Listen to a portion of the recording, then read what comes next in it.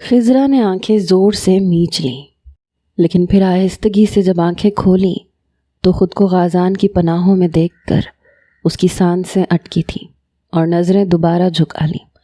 اسے سب خواب سا لگ رہا تھا۔ جس انسان کو ہمیشہ دور سے دیکھا وہ آج اتنے قریب کھڑا تھا۔ یہ انسان تو اس کی نس نس میں سما چکا تھا۔ وہ اسے دیکھتے سانس روک گئی۔ غازان چہرے پہ سنجیدگی لیے اسے دیکھ رہا تھا۔ یہ چہرہ اس کے لیے نیا تھا۔ سامنے اس کی پناہوں میں کھڑی لڑکی بے شک خوبصورت تھی، لیکن اسے اب دلچسپی نہیں تھی۔ کون ہو تم؟ اس نے کرختگی سے اسے دیکھتے ہوئے پوچھا۔ ابھی بھی اسے تھاما ہوا تھا۔ میرا نام خضرا ہے۔ کون خضرا؟ وہ اورحان بھائی ہمیں یہاں لائے ہیں، وہ ٹوٹے پھوٹے الفاظ میں بولی اور نظریں اٹھائے غازان کو دیکھا جس کے ماتھے پہ بل پڑے تھے، اور بنا کچھ کہے اس کی کمر سے اپنا ہاتھ پیچھے ہٹا لیا۔ خضرا ایک دم زمین پہ جا گری۔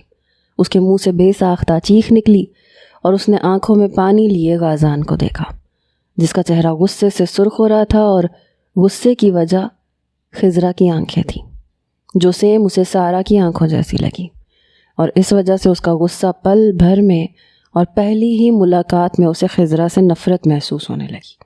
اس لیے اسے چھوڑا اور بنا ایک نظر اس پہ ڈالے وہ لمبے ڈگ بھرتا وہاں سے چلا گیا۔ خضرا بے بسی سے زمین پہ بیٹھی آنکھوں میں پانی لیے اسے جاتے ہوئے دیکھ رہی تھی۔ جتنا اس نے سنا تھا وہ انسان اس سے زیادہ بے رحم نکلا۔ اسے ٹائم دو، وہ ٹھیک ہو جائے گا، المیر نے غازان کے جاتے ہی دھیمے لہجے میں کہا۔ اتنے میں اورحان کو ملازمہ نے آ کے بتایا کہ مولوی صاحب آ گئے ہیں۔ مولوی صاحب کو اندر بٹھانے کا کہتے ہی وہ احمر کی طرف متوجہ ہوا۔ بھائی آپ اچھی طرح جانتے ہیں کہ غازان تھوڑا ناسمجھ ہے اور وہ کچھ بھی بول دیتا ہے۔ ہمیشہ سے اس نے ایک ہی بات کو نشانہ بنا کے آپ کو تنگ کیا، اور اب جب ساری حقیقت کھل کے اس کے سامنے آ گئی ہے تو اسے تھوڑا وقت چاہیے۔ لیکن آپ اس کی باتوں کا برا مت منائیے گا، آپ اسے اچھی طرح جانتے ہیں، اور مجھے معلوم ہے کہ ان سب باتوں کے بعد بھی آپ کی محبت اس کے لیے کم نہیں ہوگی۔ وہ تھوڑا ناسمجھ ہے لیکن بہت جلد سمجھ جائے گا۔ اسے اپنی غلطی کا احساس بھی ہو گیا ہے۔ خیر غلطیاں اس نے بہت کی ہیں لیکن ابھی مانے گا نہیں۔ دوسرا، اس لڑکی کے دھوکے نے بھی اس کا دماغ گھما دیا ہے۔ اورحان نے ہلکے پھلکے انداز میں کہا۔ لیکن بھائی آپ کو پریشان ہونے کی ضرورت نہیں ہے، ہمیشہ ہم آپ کے ساتھ رہیں گے۔ جس طرح آپ نے ہماری حفاظت کی ہے ہم بھی ہمیشہ آپ کی حفاظت کریں گے۔ ہم مل کے ہر ایک مصیبت کا سامنا کریں گے، چاہے چھوٹی ہو چاہے بڑی، اس سے فرق نہیں پڑتا۔ اور آپ ہمارے بھائی ہیں اور ہمیشہ رہیں گے۔ اور اب ہم آج اس ٹاپک کو یہیں پہ ختم کرتے ہیں، کیونکہ مجھے نہیں لگتا کہ یہ کوئی اتنا اہم ٹاپک ہے جس پہ بار بار بات کی جائے۔ اورحان نے مسکراتے ہوئے کہا۔ تو احمر کو اپنے بھائیوں پہ فخر محسوس ہوا۔ اس کی محنت رنگ لائی تھی، اس نے اپنے بھائیوں کی تربیت اچھے سے کی تھی۔ آج اسے اس بات کا احساس ہو گیا تھا۔ اور باقی ساری فضول سوچوں کو چھوڑ کر آپ اپنے نکاح کے بارے میں سوچیں۔ مولوی صاحب آ گئے ہیں تو چلیں، نیک کام میں دیر نہیں کرنی چاہیے۔ اورحان نے کھڑے ہوتے ہوئے کہا، اور شازم کے ساتھ سب اندر کی جانب چل دیے۔ المیر نے احمر کے کندھے پہ ہاتھ رکھتے ہوئے اسے تھپ تھپایا۔ میں نے کہا تھا نا سب ٹھیک ہو جائے گا۔ کچھ بھی نہیں ہوگا، تم فضول میں اتنا گھبرا رہے تھے، یہ کوئی اتنی بڑی بات نہیں تھی۔ المیر نے بھی ہلکے ہلکے انداز میں کہا اور اس کے ساتھ اندر چلنے لگا۔ نکاح سادگی سے ہو گیا تھا۔ غازان بھی خاموشی سے نکاح میں شامل ہو گیا۔ کسی نے اس کو کچھ بھی نہیں کہا۔ مہیرہ کا دوبارہ سے نکاح احمر یزدانی کے ساتھ ہو چکا تھا۔ المیر مولوی صاحب کے ساتھ مہیرہ کے کمرے میں گیا اور وہیں پہ اس نے اپنے جملہ حقوق احمر یزدانی کے نام کر دیے۔ المیر نے اس کے سر پہ ہاتھ رکھتے ہوئے اسے بڑے بھائیوں کا مان بخشا تھا۔ مہیرہ کی آنکھیں نم ہوئی تھیں، اسے اپنے ماں باپ کی یاد آ رہی تھی۔ اس کے ماں باپ جیسے بھی تھے لیکن اس موقع پہ لڑکی کو اپنے ماں باپ کی یاد ہی آتی ہے، اور اب تو اسے آہستہ آہستہ سب کچھ یاد آ گیا تھا۔ خضرا دوبارہ اس کے پاس آ گئی تھی۔ اس کی آنکھیں رونے کی وجہ سے سرخ ہو رہی تھیں۔ مہیرہ المیر سے نایاب کا پوچھنا چاہتی تھی لیکن پوچھ نہیں پائی۔ باہر احمر کے سب بھائیوں نے اسے مبارکباد دی اور آخر میں غازان بنا کچھ کہے اس کے سینے سے آ لگا اور اسے نکاح کی مبارکباد دی۔ احمر بھی کھلے دل سے اس سے ملا اور اس کی پیٹھ کو تھپ تھپاتے ہوئے اس کے ماتھے پہ بوسہ دیا۔ غازان کی آنکھیں نم ہوئی تھیں۔ وہ صرف اتنا بولا تھا، سوری بھائی۔ اس سے زیادہ اس میں کچھ اور بولنے کی ہمت نہیں تھی، اور وہ بھی اس کے کان کے پاس سرگوشی نما انداز میں بولا تھا، کوئی بات نہیں، مجھے خوشی ہے کہ میرا بھائی واپس لوٹ آیا۔ احمر کہتے ہی مسکرا پڑا۔ ان دونوں کو دیکھتے باقی سب نے شکر کا سانس لیا کہ آخرکار ان دونوں کے درمیان جو بھی معاملات تھے وہ ٹھیک ہوئے۔ اب جاسم کا معاملہ دیکھنا تھا۔ نایاب کو ہوش آ چکا تھا اور وہ آنکھیں کھولے اب اوپر چھت کو دیکھ رہی تھی، جب اس کے دماغ میں شاپنگ مال میں ہوا سارا سین کسی فلم کی طرح چلنے لگا۔ اس نے زور سے آنکھیں میچ کے دوبارہ ان کو کھولا۔ وہ اس وقت بہت زیادہ ڈر گئی تھی، اسے نہیں لگا تھا کہ وہ زندہ بچ پائے گی۔ وہ اٹھ کے بیٹھی اور پیچھے بیڈ کے ساتھ ٹیک لگائے اپنی گردن پہ ہاتھ رکھا۔ اسے اپنے گلے اور گردن میں درد محسوس ہو رہا تھا۔ جب نظر کمرے کے چاروں طرف دہرائی تو اسے پتہ چلا کہ یہ تو اسی کا کمرہ ہے۔ وہ یہاں پہ کیسے آئی اسے نہیں معلوم، وہ تو بے ہوش ہو کے گر چکی تھی۔ ابھی وہ یہی سب سوچ رہی تھی جب دروازے پہ دستک دے کے کوئی اندر آیا، اور وہ اندر آنے والے کی خوشبو سے پہچان گئی تھی کہ وہ کون ہے، لیکن پھر بھی اس نے دروازے کی طرف نہیں دیکھا۔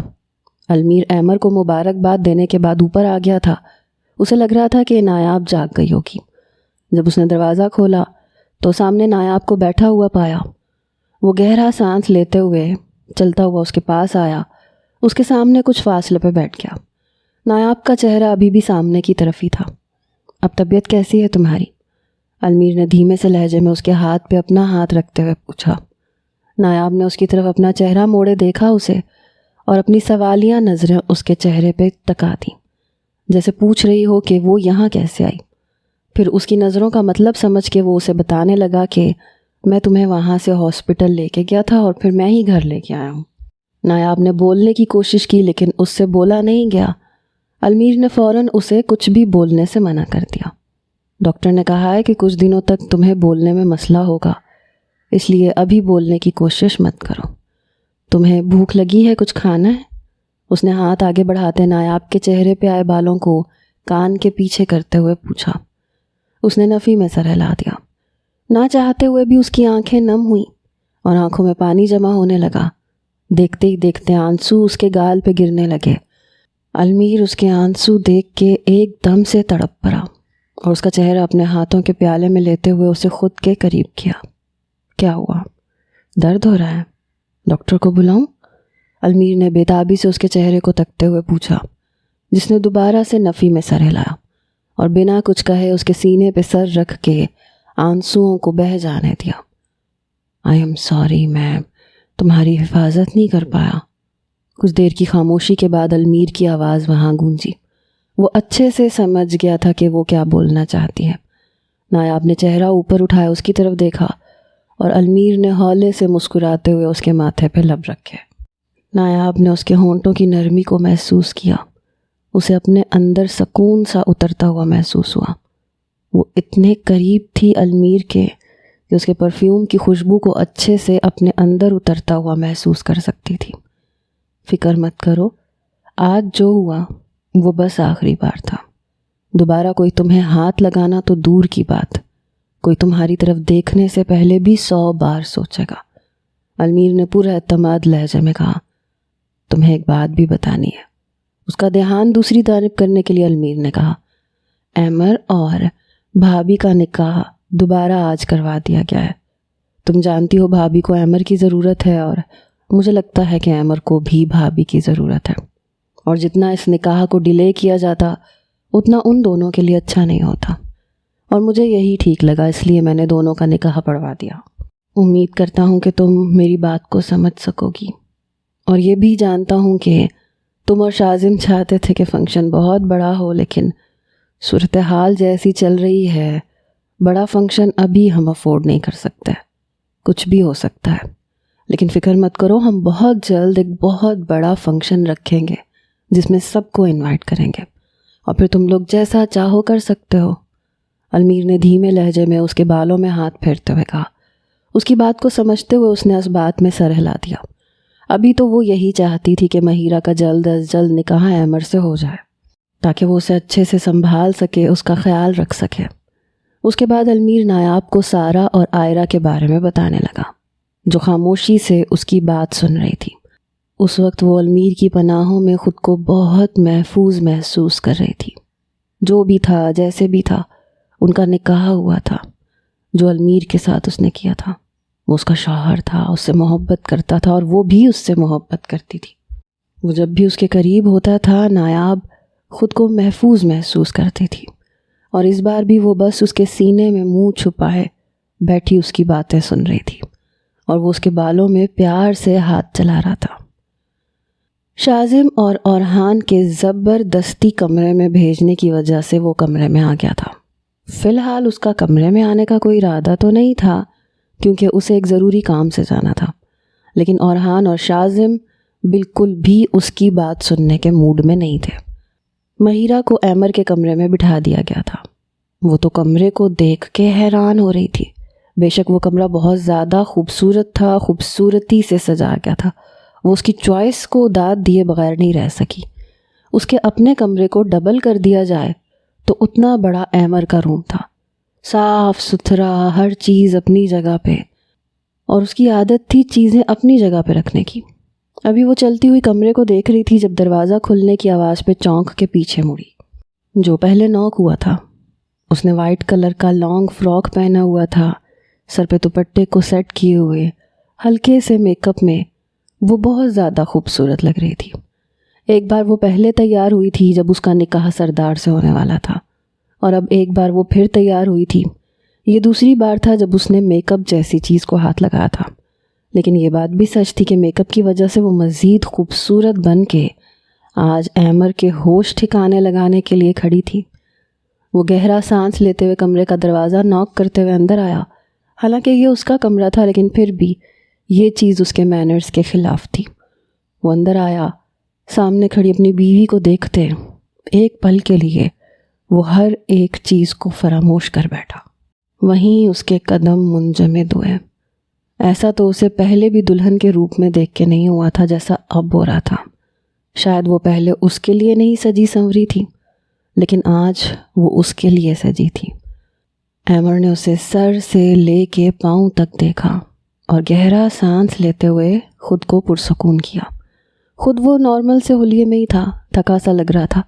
اس حلیے میں بھی وہ پرفیکٹ لگ رہا تھا، لیکن نہ جانے کیوں اس کا دل زور سے دھڑک رہا تھا۔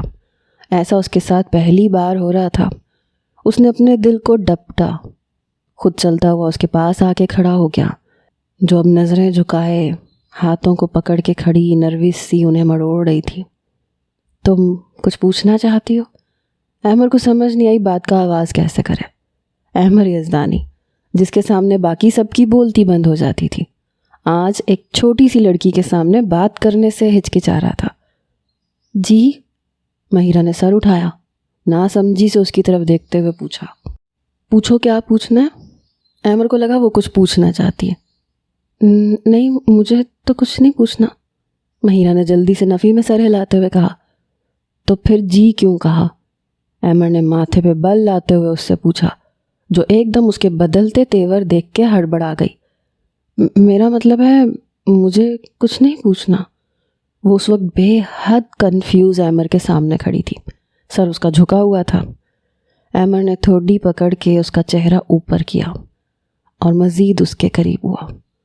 مہیرہ کی سانسیں تھم گئی تھیں۔ اس نے آنکھیں پھیلائے اپنے قریب کھڑے ایمر یزدانی کو دیکھا، جس کا چہرہ اس کے بے حد قریب تھا۔ پہلے جب تمہارا مجھ سے نکاح ہوا تھا، اس وقت تم بہت چھوٹی تھی، میں بھی چھوٹا تھا، لیکن اب تمہارا نکاح مجھ سے دوبارہ ہوا ہے۔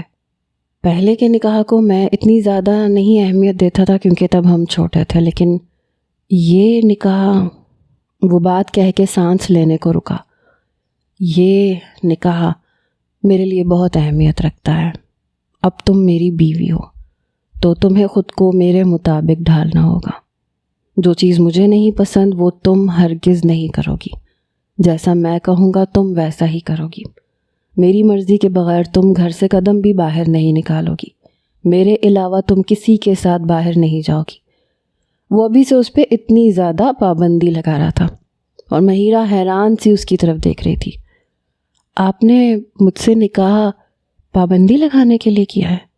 نہ جانے کیوں بے ساختہ اس کی زبان سے نکلا اور احمر کے چہرے پہ مسکراہٹ آ گئی۔ نہیں، کچھ اور بھی ہے، لیکن ابھی تمہیں بتا نہیں سکتا، کیونکہ اگر ابھی تمہیں بتا دیا تو تم شرما جاؤ گی۔ میرے پاس اتنا وقت نہیں ہے فی الحال، مجھے ایک ضروری کام سے جانا ہے، ورنہ تمہیں ڈیٹیل سے بتاتا۔ اس کے زومانی لہجے پہ مہیرہ کا دل زور سے دھڑکا تھا۔ آج تو احمر یزدانی بہت زیادہ خوش تھا۔ وہ لفظوں میں بیان نہیں کر سکتا تھا کہ وہ کتنا خوش ہے۔ آج اسے اس کا بھائی واپس مل گیا تھا، سب کچھ ٹھیک ہو گیا تھا۔ جس راز کی وجہ سے وہ اتنا پریشان تھا، جسے چھپانے کی وہ کوشش کر رہا تھا، سب کچھ کھل کے اس کے بھائیوں کے سامنے آ گیا تھا۔ اور جس طرح سے اس کے بھائیوں نے اسے سپورٹ کیا تھا، وہ ان کا شکر گزار تھا۔ اب اسے کسی بھی چیز کا خوف نہیں تھا۔ اورحان ٹھیک کہتا تھا، اسے اپنی کمزوریوں کو چھپانا نہیں چاہیے، بلکہ اپنی انہی کمزوریوں کو اپنی طاقت بنانا چاہیے۔ اس لیے وہ اس خوشی میں یہ بات بھی فراموش کر بیٹھا کہ مہیرہ کون ہے اور وہ کس کی بیٹی ہے۔ آج سے تم اسی کمرے میں میرے ساتھ رہو گی۔ یہ کمرہ جتنا میرا ہے اتنا تمہارا بھی ہے۔ میرا ہر کام تم کرو گی، مجھے گندگی پسند نہیں ہے۔ تمہیں اسی حساب سے چلنا ہوگا۔ گندگی سے مجھے شدید نفرت ہے۔ ہر چیز مجھے اپنی جگہ پہ چاہیے۔ امید کرتا ہوں کہ تم ان سب چیزوں کا خیال رکھو گی۔ احمر یہ کہتے ہی اس کے گال کو ہاتھ کی پشت سے سہلانے لگا اور آہستہ آہستہ اس کا ہاتھ مہیرہ کے ہونٹوں پہ ٹچ ہونے لگا، جس کا جسم ایک دم اس کے لمس پہ کپ کپا گیا تھا۔ اگر آپ مجھ پہ اتنی پابندیاں لگاتے رہے تو میں آپ سے دور بھاگ جاؤں گی، مہیرہ نے کپ کپاتے لہجے میں نظریں جھکائے کہا۔ اور نہ جانے کیوں احمر کو اس کی یہ بات پسند نہیں آئی، اس لیے اسے زور سے تھامے خود کے بے حد قریب کیا، اتنا قریب کہ دونوں میں 1 انچ کا بھی فاصلہ نہیں تھا۔ دور جانے کی باتیں اب تمہارے منہ سے اچھی نہیں لگتی، کیونکہ اب تم میرے نام لکھ دی گئی ہو۔ اب تم پہ صرف اور صرف احمر یزدانی کا حق ہے۔ میرے حکم کے بغیر اب تم سانس بھی نہیں لے سکتی۔ دور جانا تو بہت دور کی بات ہے۔ جتنا جلدی ہو سکے ان سب چیزوں کو اپنے چھوٹے سے دماغ میں بٹھا لو، کیونکہ میں بار بار ایک ہی بات کو دہراتا نہیں ہوں۔ احمر اس کی خوبصورت مگر خوفزدہ آنکھوں میں دیکھتے ہوئے سرد لہجے میں بولا۔ احمر کی سانسوں کی تپش وہ اپنے چہرے پہ محسوس کر سکتی تھی۔ اس وقت وہ اسی کے سہارے کھڑی تھی جب احمر نے اچانک سے جھک کر اس کی گردن پہ اپنے لب رکھے۔ مہیرہ نے زور سے آنکھیں بند کر لیں۔ دل 440 کی اسپیڈ سے دھڑک رہا تھا۔ احمر پیچھے ہوا، چہرے پہ مسکراہٹ لیے، اس کی کمر میں ہاتھ ڈالے، اس کے کان کے پاس جھکا۔ میری بات سمجھ میں آ گئی یا مزید اچھے سے سمجھا دوں؟ میں سمجھ گئی، مہیرہ جلدی سے بولی۔ گڈ۔ اپنی مسکراہٹ پہ قابو پاتے ہوئے وہ اسے چھوڑے وہاں سے چلا گیا، جو ابھی بھی آنکھیں بند کیے دیوار سے ٹیک لگائے کھڑی ہوئی گہرے گہرے سانس لے رہی تھی۔ جب اس نے آنکھیں کھولیں تو کمرے میں سوائے احمر کی خوشبو کے اور کچھ بھی نہیں تھا۔ وہ جا چکا تھا۔ مہیرہ اپنا دل تھامتے بیڈ پہ جا کے بیٹھ گئی۔ کیسے بچ گئی وہ؟ تم لوگوں سے ایک کام بھی ٹھیک سے نہیں ہوا۔ میں نے کہا تھا کہ تینوں کی جان جانی چاہیے، لیکن پھر بھی وہ بچ گئی، کیسے؟ جاسم نے دھاڑتے ہوئے پوچھا۔ باقی سارے آدمی سر جھکائے کھڑے تھے۔ یہ ایک بہت بڑا گھر تھا جسے خوبصورتی سے سجایا گیا تھا۔ دیکھنے والا اسے دیکھتا رہ جاتا تھا۔ اٹلی میں اتنا عالی شان گھر ہونا کوئی چھوٹی بات نہیں تھی۔ اس کے سامنے اس کا وہی آدمی کھڑا تھا جو آئرہ کی نگرانی کرتا تھا۔ اس کا نام شرجیل تھا، جو اس کا رائٹ ہینڈ تھا۔ XXX کے نام سے یہ گینگ مشہور تھا۔ ان کا باس جاسم سلمان تھا۔ کسی نے جاسم کو آج تک نہیں دیکھا تھا سوائے اس کے رائٹ ہینڈ کے، اور بھی کچھ لوگ تھے جنہوں نے جاسم کی شکل دیکھی تھی، لیکن وہ بھی اسی طرح کے لوگ تھے۔ جاسم نے پہلا قتل 15 سال کی عمر میں کیا تھا۔ اس کے بعد اسے لت لگ گئی۔ اسے مزہ آتا تھا دوسروں کو تکلیف میں دیکھ کے، دوسروں کو خون میں لت پت دیکھ کے، اور یہ سلسلہ چلتا گیا۔ آہستہ آہستہ انڈر گراؤنڈ کے لوگ اسے جاننے لگے، اور پھر اس نے اپنا خفیہ اڈہ اٹلی میں بنا لیا۔ اس کے دادا اور سلمان بھی اس کے اس کام سے واقف نہیں تھے۔ جاسم ایک طرح سے سائیکو انسان تھا. اسے دوسروں کو تکلیف میں دیکھ کے سکون ملتا تھا. اپنے سکون کی خاطر وہ یہ سب چیزیں کرتا آ رہا تھا، اور اس قدر وہ اس دلدل میں دھنستا چلا گیا کہ اب وہاں سے باہر نکلنا ناممکن تھا، اور وہ نکلنا چاہتا بھی نہیں تھا. اس نے اٹلی میں اپنا نام بنایا اور XXX کے نام سے مشہور ہو گیا. اس کی شکل آج تک کسی نے نہیں دیکھی تھی، لیکن پھر بھی لوگ اس سے خوفزدہ رہتے تھے. دوسرے گینگ کے لوگ بھی اس سے پنگا لینے سے پہلے 100 بار سوچتے تھے. لیکن آئرہ نے بھاگ کے جو غلطی کی وہ معافی کے قابل نہیں تھی. آئرہ اور اس کی بہن اس کے لیے بہت زیادہ اہم تھی، کیونکہ ان دونوں کے بارے میں اس نے بہت آگے تک سوچ رکھا تھا. ایشین بیوٹی کی تو یہاں پہ بہت زیادہ ڈیمانڈ تھی، اس لیے وہ ان دونوں کو کھونا نہیں چاہتا تھا. جب آئرہ نے اسے دھوکہ دیا تو وہ ان تینوں کو مار دینا چاہتا تھا، لیکن خوش قسمتی سے وہ دونوں بہنیں بچ گئیں اور آئرہ کی بیٹی موقع پہ ہی دم توڑ گئی. جب اسے یہ پتہ چلا کہ احمر یزدانی کے چھوٹے بھائی اورحان یزدانی کے پاس آئرہ ہے تو اس کی جان پہ بنی ہوئی تھی. نہ جانے کیوں یہ سب بھائی اس کے راستے میں حائل ہو رہے تھے. پہلے احمر آیا، مہیرہ کو لے گیا، اس کے بعد المیر آیا، اور پھر اب تیسرا بھائی، وہ بھی اس کے راستے میں رکاوٹ بن رہا تھا. آج تک جاسم کے ہاتھ سے کوئی بھی بچ کے نہیں گیا تھا، اس لیے اسے اپنی تذلیل محسوس ہو رہی تھی کہ وہ ان دونوں بہنوں تک پہنچ ہی نہیں پا رہا، نہ ان کو جان سے مار پا رہا ہے، اور اس کی وجہ یزدانی برادرز تھے. باس، احمر یزدانی کے گھر میں داخل ہونا عام بات نہیں ہے، آپ بھی اچھی طرح جانتے ہیں. وہ کوئی معمولی انسان نہیں ہے، اٹلی کا مشہور بزنس مین ہے. اس کا دوسرا بھائی پولیس آفیسر ہے، تیسرا بھائی اٹلی کا جانا مانا وکیل ہے، سوسائٹی میں ان کا ایک نام ہے. ان پہ ہاتھ ڈالنا اتنا آسان نہیں ہوگا جتنا باقی سب پہ ہاتھ ڈالنا آسان ہوتا ہے. اگر میں آپ کو مشورہ دوں تو میں یہی کہوں گا کہ ہمیں ان بھائیوں سے دور رہنا چاہیے، کیونکہ مجھے لگتا ہے کہ وہ سوائے مصیبت کے کچھ بھی نہیں دے سکتے. شرجیل نے جیسے اپنی طرف سے مشورہ دیا، وہ اس سچویشن کو اچھی طرح سمجھ رہا تھا. وہ ایک سمجھدار انسان تھا، وہ اچھے سے جانتا تھا کہ کس طرح معاملے کو حل کرنا ہے، اور وہ شروع سے اس کے ساتھ تھا. جاسم کا بہت زیادہ وفادار بھی تھا. جاسم اگر کسی پہ یقین کرتا تھا تو وہ شرجیل تھا. تو تم کہہ رہے ہو مجھے بزدلوں کی طرح منہ چھپا کے بیٹھ جانا چاہیے؟ اس کمینے کے پاس میری بہن ہے، اور اس کی جان تو میں اپنے ہاتھ سے لوں گا. میں جانتا ہوں وہ بچ گئی ہے، بس مجھے اس احمر کے جواب کا انتظار ہے. آسانی سے تو میں ان کا پیچھا چھوڑنے والا نہیں. وہ جانتے نہیں ہیں ان بھائیوں نے کس پہ ہاتھ ڈالا ہے. ان کی نسل تک کو میں مٹا کے رکھ دوں گا. جاسم نے ٹھنڈے ٹھار لہجے میں سامنے دیوار کو دیکھتے ہوئے کرختگی سے کہا. شرجیل مزید کچھ نہیں بولا اور خاموش ہو گیا. وہ جانتا تھا کہ اس وقت اس کا باس بہت زیادہ غصے میں ہے، اس لیے کچھ بھی کہنا بیکار تھا. اس لیے یزدانی برادرز کے ٹاپک کو چھوڑ کے وہ باقی سارے معاملات کو ڈسکس کرنے لگا. آئرہ کو ہوش آ گیا تھا. خضرا اس کے پاس ہی بیٹھی ہوئی تھی. وہ اسے دیکھ کے خوش ہو گئی اور اس نے جلدی سے جا کے اورحان کو بلایا. اس نے فوراً سے ڈاکٹر کو فون کر کے گھر پہ ہی بلا لیا تھا. ڈاکٹر نے چیک اپ کے بعد کچھ ٹیسٹ وغیرہ لکھ کے دیے. آئرہ کو جب سے ہوش آیا تھا وہ بس خاموشی سے چھت کو گھورے جا رہی تھی. خضرا نے اس کے پاس آتے اس کے کندھے پہ ہاتھ رکھا. اس نے انجان نظروں سے خضرا کی طرف دیکھا. ڈاکٹر نے اورحان سے کہا کہ وہ اس سے اکیلے میں بات کرنا چاہتا ہے. وہ دونوں کمرے سے باہر نکل گئے. کچھ ہی دنوں میں آئرہ بہت زیادہ کمزور ہو گئی تھی. اورحان کو اس کی نظر کچھ انجان سی لگی. وہ یہ خبر سن کے بہت زیادہ خوش ہوا تھا کہ اسے ہوش آ گیا ہے، لیکن ایک بات کی ٹینشن ابھی بھی کھائے جا رہی تھی کہ وہ اسے اس کی بیٹی کے بارے میں کیسے بتائے گا. آپی، خضرا نے آئرہ کے کندھے پہ ہاتھ رکھتے ہوئے اس کی طرف دیکھ کے کہا. جب وہ بولی تو خضرا کو حیرت کا جھٹکا لگا. کون ہو تم؟ خضرا نے بے یقینی سے اپنی بڑی بہن کی طرف دیکھا. دوسری جانب ڈاکٹر اور اورحان کھڑے تھے. اس نے بات کا آغاز کیا. دیکھیں، میں نے آپ کو پہلے بھی کہا تھا کہ آپ کی کزن کوما سے باہر آ سکتی ہیں. اگر آ گئیں تو 2 یا 3 دن کے اندر بھی آ سکتی ہیں، اور اگر نہیں تو پوری زندگی بھی لگ سکتی ہے. یہ اللہ کا شکر ہے کہ وہ بہت جلدی کوما سے باہر آ گئی ہیں، لیکن وہ اپنی یادداشت کھو چکی ہیں. ان کو کچھ بھی یاد نہیں ہے. ان کے دماغ پہ بہت گہری چوٹ آئی تھی.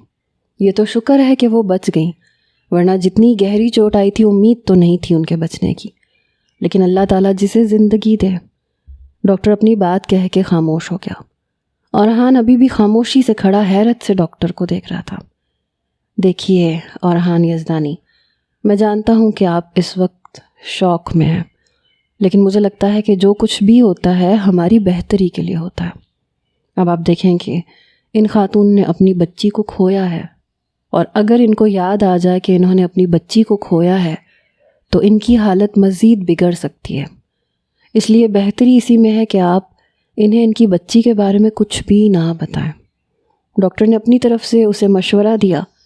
اورحان نے ہولے سے اس بات میں سر ہلا دیا۔ ڈاکٹر ٹھیک کہہ رہا تھا، میں نے کچھ ٹیسٹ لکھ کے دیے ہیں، آپ وہ کروا لیجئے گا، اور ایک بار ہاسپٹل میں آ کے چیک اپ مکمل طور پہ ان کا کروا لیجئے گا۔ باقی وہ اب ٹھیک ہیں، میڈیسن ان کو وقت پہ دیتے رہیے گا۔ ڈاکٹر نے مزید 1-2 ہدایات دیں اور پھر وہاں سے چلا گیا۔ اورحان گہرا سانس لیتے ہوئے اپنے چہرے پہ ہاتھ پھیرتے کمرے کے اس طرف آیا جہاں ابھی بھی خضرا بے یقینی سے عائرہ کو دیکھ رہی تھی۔ خضرا نے سر اٹھائے اورحان کو دیکھا، جو اس کے تاثرات دیکھتے ہی سمجھ گیا تھا کہ اسے بھی پتہ چل چکا ہے۔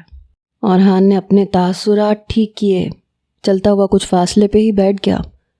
خضرا، تم نے عائرہ کو بتایا تم اس کی چھوٹی اور لاڈلی بہن ہو؟ اورحان نے ہلکے پھلکے انداز میں بات کا آغاز کیا۔ جی، ان کو تو کچھ بھی یاد نہیں ہے، خضرا تھوڑا جھجکتے ہوئے بولی۔ تو کوئی بات نہیں، ہم یاد کروا دیں گے، اورحان نے عائرہ کے چہرے کی طرف دیکھتے ہوئے کہا، جو ابھی بھی ناسمجھی سے دونوں کی طرف دیکھ رہی تھی۔ وہ اب اٹھ کے پیچھے ٹیک لگا کے بیٹھ چکی تھی۔ اسے اٹھنے میں خضرا نے مدد دی تھی۔ عائرہ، یہ آپ کی بہن ہے خضرا، اور آپ کو اپنا نام تو یاد ہوگا ہی۔ اورحان نے اسے خضرا کے بارے میں بتانے کے بعد اس کا نام پوچھا، جس نے اس بات میں سر ہلا دیا۔ جی، مجھے اپنے نام کے علاوہ کچھ بھی یاد نہیں ہے، کیا آپ بتا سکتے ہیں آپ کون ہیں؟ عائرہ نے دھیمے لہجے میں اورحان کو دیکھتے ہوئے پوچھا۔ جی بالکل، آپ دونوں کے والدین کا ایکسیڈنٹ ایک حادثے میں ہو گیا تھا۔ میرے والد آپ کے والد کے دور کے رشتے کے کزن تھے، تو اس حساب سے میں بھی آپ کا کزن ہوا۔ آپ دونوں بہنیں یہاں اٹلی میں ہی رہتی تھیں۔ جب مجھے اس بات کا پتہ چلا کہ آپ دونوں اٹلی میں ہی ہیں تو میں آپ دونوں کو اپنے پاس لے آیا، لیکن کچھ دن پہلے آپ کا ایک شدید ایکسیڈنٹ ہوا تھا جس میں شاید آپ کی یادداشت چلی گئی ہے۔ اورحان نے جو تھوڑی دیر پہلے اسٹوری سوچی تھی وہ اسے بتا دی۔ خضرا تو ابھی بھی ناسمجھی سے ان دونوں کو دیکھ رہی تھی۔ اسے کچھ بھی سمجھ میں نہیں آ رہا تھا۔ اس کی بہن کی یادداشت چلی گئی اور اب نہ جانے کیوں اورحان اس سے جھوٹ بول رہا تھا۔ میرا نام اورحان یزدانی ہے۔ اپنی بات مکمل کرنے کے بعد اورحان نے اپنا تعارف بھی کروایا۔ اس کی بات کو سمجھتے ہوئے عائرہ نے اس بات میں سر ہلا دیا تو اورحان نے بھی سکون کا سانس لیا۔ خضرا، مجھے آپ سے بات کرنی ہے اور آپ اپنی بہن کے لیے کھانا بھی لے آئیں، اورحان نے کھڑے ہوتے ہوئے کہا، تاکہ وہ خضرا کو بھی ساری بات بتا دے تاکہ بعد میں کوئی مسئلہ نہ ہو۔ اس لیے خضرا بھی خاموشی سے اس کے پیچھے چل پڑی۔ عائرہ ابھی بھی خاموشی سے بیٹھی اپنے ہاتھوں کو دیکھ رہی تھی۔ اسے کچھ بھی یاد نہیں تھا، نہ اپنی بیٹی، نہ اس کے ساتھ جو کچھ بھی ہوا، کچھ بھی یاد نہیں تھا۔ اس کا دماغ خالی سا تھا۔ بھائی، آپ نے آپ ہی سے جھوٹ کیوں بولا؟ ان کو سچائی کیوں نہیں بتائی؟ خضرا نے باہر آتے ہی سوال کیا۔ دیکھو بچے، ڈاکٹر نے کہا ہے کہ تمہاری بہن کی یادداشت جا چکی ہے اور اس نے اپنی بیٹی کو کھویا ہے۔ تمہیں کیا لگتا ہے کہ اگر اسے سچائی پتہ چل گئی تو وہ کس طرح کا ریئیکٹ کرے گی؟ ابھی اس کی حالت ٹھیک نہیں ہے اور ڈاکٹر نے کہا ہے کہ نہ جانے اس کی یادداشت واپس آئے گی بھی یا نہیں، لیکن اگر واپس آئے گی تو تب کی تب دیکھ لیں گے۔ لیکن ابھی مجھے ایسا لگتا ہے کہ اسے حقیقت نہیں بتانی چاہیے۔ جتنا وہ اپنے دردناک ماضی سے دور رہے اتنا اس کے لیے اچھا ہے۔ اور ڈاکٹر نے کہا ہے کہ اس کے سر پہ گہری چوٹ آئی ہے، اگر ہم اسے یاد کروانے کی کوشش کرتے ہیں تو کچھ بھی ہو سکتا ہے، اس کی جان کو خطرہ بھی ہو سکتا ہے۔ اس لیے جو مجھے بہتر لگا وہ میں نے کیا۔ اور جہاں تک بات ہے عائرہ کی بیٹی کی، تو وہ اللہ کی امانت تھی، اللہ تعالیٰ نے واپس لے لی۔ ہم معمولی سے انسان ہیں، ہم اس میں کچھ بھی نہیں کر سکتے۔ جب کبھی عائرہ کی میموری واپس آئی تو ہم اسے ساری حقیقت بتا دیں گے، لیکن ابھی اسے حقیقت بتانا مطلب اس کی جان خطرے میں ڈالنے کے برابر ہے۔ اورحان نے اسے نرمی سے سمجھاتے ہوئے کہا، جی بھائی آپ ٹھیک کہہ رہے ہیں۔ آخر کار وہ ہولے سے مسکرا پڑی۔ گڈ، اب تم ایسے کرو کہ نیچے کچن میں جاؤ، ملازمہ سے کچھ ہلکا پھلکا اپنی بہن کے لیے بنوا لو، مجھے ایک ضروری کام سے جانا ہے، میں واپس آ کے پھر تم سے بات کرتا ہوں۔ اورحان نے اسے دیکھتے ہوئے کہا اور پھر وہ وہاں سے چلا گیا۔ خضرا بھی گہرا سانس لیتے ہوئے نیچے سیڑھیوں کی طرف بڑھ گئی، جہاں اسے ایک بار پھر غازان یزدانی نظر آیا، جو ماتھے پہ تیوری لیے باہر کی طرف جا رہا تھا۔ ہلکی بڑھی ہوئی شیو، آنکھوں میں غصہ، چہرے پہ سنجیدگی، بکھرا سا حلیہ۔ وہ اس حلیے میں بھی بے حد دلکش اور پرکشش لگ رہا تھا۔ یک طرفہ محبت سچ میں جان لیوا ہوتی ہے۔ آج خضرا کو اس بات پہ یقین آ گیا تھا۔ جتنا وہ شخص اسے اپنے قریب لگ رہا تھا، پہلی ملاقات کے بعد ہی وہ جان گئی تھی کہ وہ دیکھنے میں قریب لگتا ہے لیکن اتنا قریب ہے نہیں، بلکہ وہ اس سے بہت دور ہے، اتنا دور کہ وہ چاہ کے بھی اس کے پاس نہیں پہنچ سکتی۔ کہتے ہیں نا، کچھ لوگ زندگی میں بن مانگے مل جاتے ہیں اور کچھ لوگ پوری زندگی دعا مانگنے کے بعد بھی نہیں ملتے۔ جو ہمیں مل جاتے ہیں وہ ہماری قسمت میں لکھے ہوتے ہیں، اور جو نہیں ملتے وہ ہماری قسمت میں نہیں ہوتے۔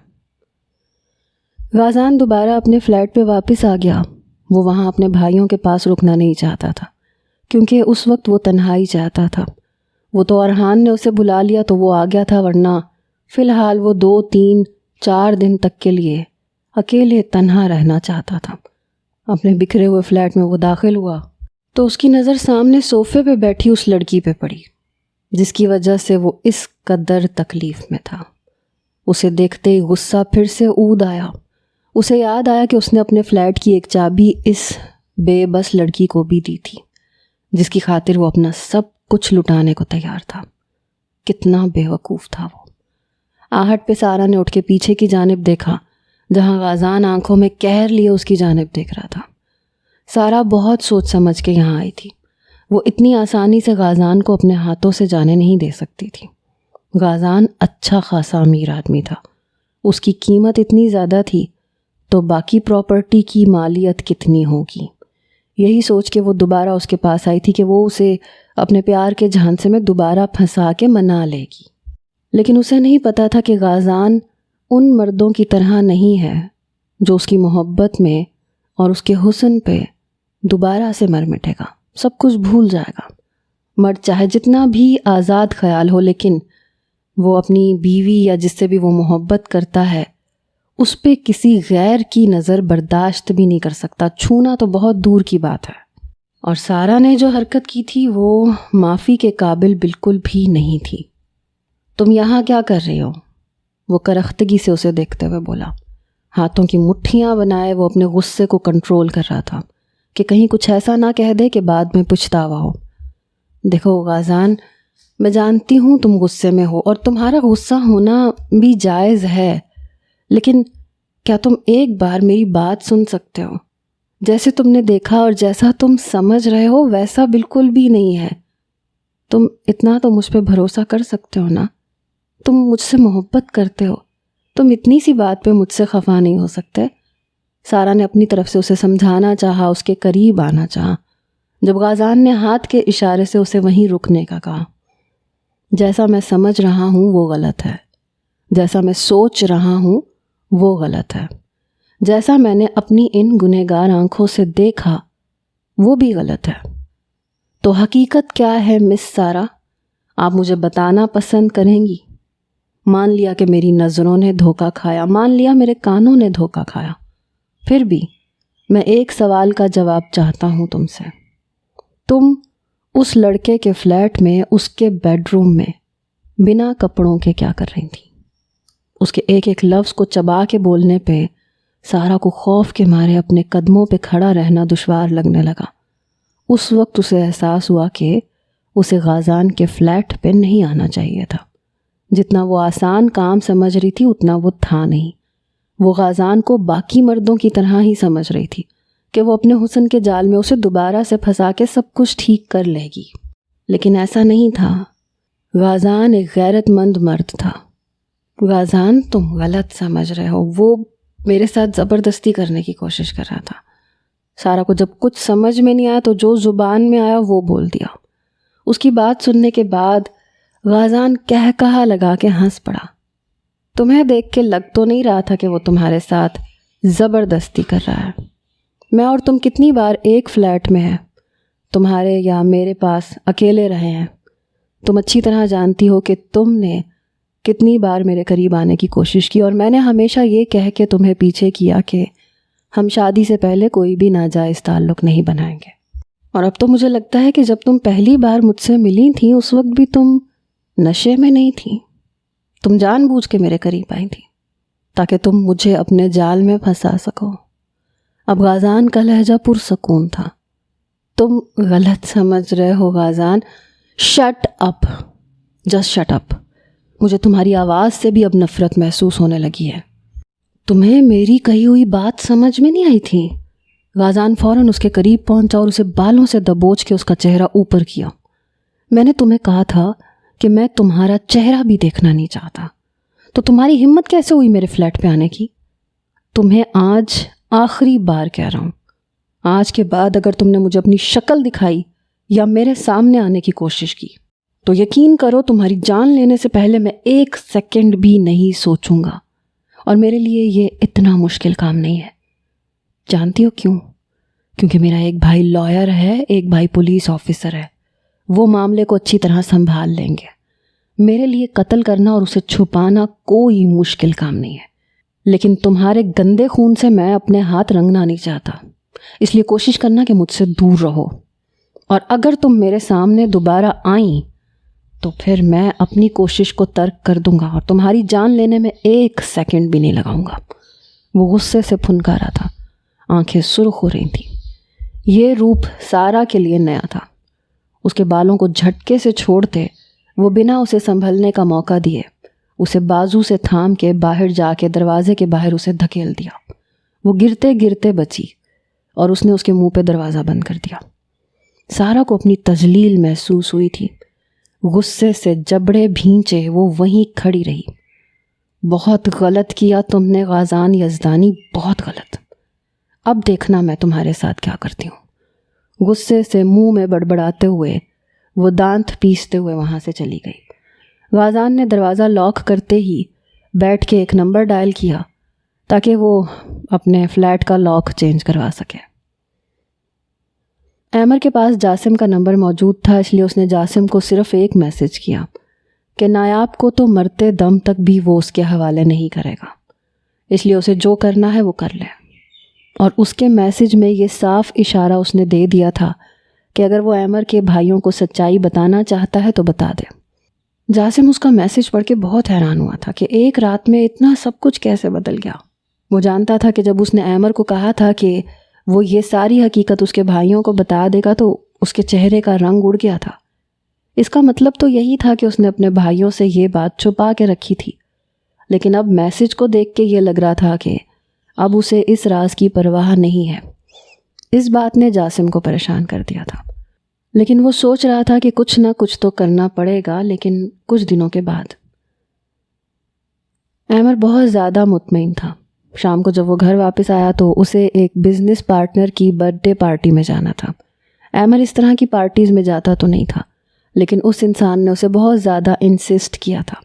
وہ بزرگ آدمی تھے، کافی بار وہ ایمر کی مدد بھی کر چکے تھے، اس لیے وہ چاہ کے بھی انہیں منع نہیں کر سکا۔ اس نے المیر کو اپنے ساتھ چلنے کا کہا کیونکہ وہ اکیلے نہیں جانا چاہتا تھا۔ المیر بھی فری تھا، لیکن پھر اس نے سوچا کہ پہلے تو وہ اس طرح کی پارٹیز میں ایمر کے ساتھ چلا جاتا تھا، لیکن آج اس کے دماغ میں مہیرہ کا خیال آیا۔ میں بیزی ہوں، تم اپنی بیوی کو اپنے ساتھ کیوں نہیں لے کے چلا جاتا؟ المیر نے اسے دیکھتے ہوئے مشورہ دیا۔ میں جانتا ہوں تم بیزی نہیں ہو، ایمر نے اس کی بات کو اگنور کرتے ہوئے اسے گھورتے ہوئے کہا۔ جواب میں وہ کھل کے مسکرایا۔ تم تو میری رگ رگ سے واقف ہو، تو پھر یہ بھی جانتے ہو کہ میں چاہتا ہوں کہ تم اپنی بیوی کے ساتھ جاؤ، اور میں تمہاری بیوی تھوڑی ہوں جو ہر بار تمہارے ساتھ چلوں۔ یہ حق تمہاری بیوی کا ہے، میں نہیں چاہتا کہ بھابھی مجھے سوتن سمجھنا شروع ہو جائیں۔ المیر نے اسے دیکھتے ہوئے شرارتی لہجے میں کہا، جو ابھی بھی اسے گھور کے دیکھ رہا تھا۔ جاؤ یار, اب میری شکل کیا دیکھ رہے ہو؟ تم نے 8 بجے نکلنا ہے اور 6 تو بج گئے ہیں. جاؤ بھابھی سے جا کے بات کرو. تم بھی اچھی طرح جانتے ہو لڑکیاں تیار ہونے میں کتنا وقت لیتی ہیں. المیر نے پیچھے صوفے سے ٹیک لگاتے ہوئے ہلکے پھلکے لہجے میں کہا اور سامنے ٹی وی آن کیا. تمہیں تو میں بعد میں دیکھتا ہوں. اگر تم میرے پاس کسی بھی مدد کے لیے آئے نا تو میں بھی پھر اسی طرح انکار کروں گا. ایمر نے اٹھتے ہوئے اسے چھوٹے بچوں کی طرح دھمکی دی. اس وقت المیر کو اپنے بڑے بھائی پہ بے حد پیار آیا, جو اس وقت بے حد معصوم لگ رہا تھا.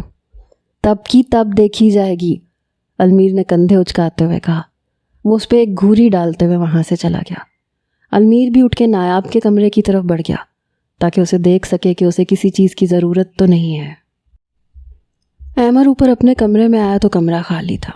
اس نے مہیرہ کے لیے نظر ادھر ادھر دوڑائی تو اسے ٹیرس کا دروازہ کھلا ہوا نظر آیا. گہرا سانس لیتے ہوئے اس نے اپنے قدم اس جانب بڑھا دیے. باہر آتے ہی اس کی نظر مہیرہ کی پشت پہ پڑی, جہاں وہ بالوں کو کھلا چھوڑے چہرہ اوپر کیے آسمان کی طرف دیکھ رہی تھی. نہ جانے وہ کن سوچوں میں گم کھڑی تھی. بال اس کے ہوا کی وجہ سے لہراتے اس کے چہرے پہ آ رہے تھے, لیکن اسے پرواہ نہیں تھی. دونوں ہاتھوں کو اپنے سینے پہ باندھے وہ کسی سوچ میں غرق تھی. ایمر اس کے دائیں جانب جا کے کھڑا ہو گیا. پھر بھی مہیرہ نے اس کی موجودگی کو محسوس نہیں کیا. وہ غور سے اس کے چہرے کی طرف دیکھ رہا تھا جہاں پہ کوئی بھی تاثر نہیں تھا. مہیرہ, اس نے اس کے کان کے پاس جھکتے ہوئے دھیمے لہجے میں پکارا. ایمر کی سانسوں کی تپش محسوس کرتے وہ ایک دم ہڑبڑا کے دائیں جانب دیکھنے لگی, لیکن دونوں کا چہرہ ایک دوسرے کے بے حد قریب تھا. اتنا کہ بے دہانی میں مہیرہ کے ہونٹ ایمر کے گال سے جا کے ٹچ ہو گئے. اسے اپنے نم ہونٹوں پہ ایمر کی ہلکی بڑی ہوئی داڑھی کی چبھن کا احساس ہوا. یہ سب کچھ اتنا اچانک ہوا کہ وہ ایک دم ہڑبڑا کے ایک قدم پیچھے ہوئی, اور نہ جانے کیوں ایمر کو یہ احساس اچھا لگا تھا, اس لیے اس کے چہرے پہ ہلکی سی مسکراہٹ آ گئی. سوری, وہ ایک دم جلدی سے بولی اور نظریں جھکا گئی.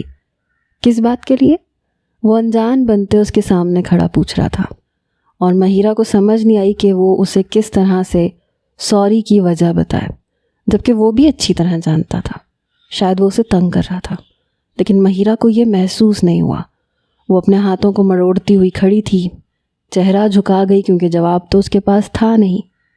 جلدی سے تیار ہو جاؤ, مجھے اپنے پارٹنر کی برتھ ڈے پارٹی میں جانا ہے اور تم میرے ساتھ چل رہی ہو. اسے حکم سنایا. مہیرہ نے فوراً سر اٹھا کے اس کی طرف دیکھا. میں؟ مہیرہ نے اپنی طرف اشارہ کر کے پوچھا. میرے خیال سے تم ہی میری بیوی ہو. ایمر نے اپنے سینے پہ ہاتھ باندھتے ہوئے جیسے طنز کیا. آپ کو یہ بات نہیں تھی پتہ کیا؟ مہیرہ نے معصومیت سے اسے دیکھتے ہوئے پوچھا.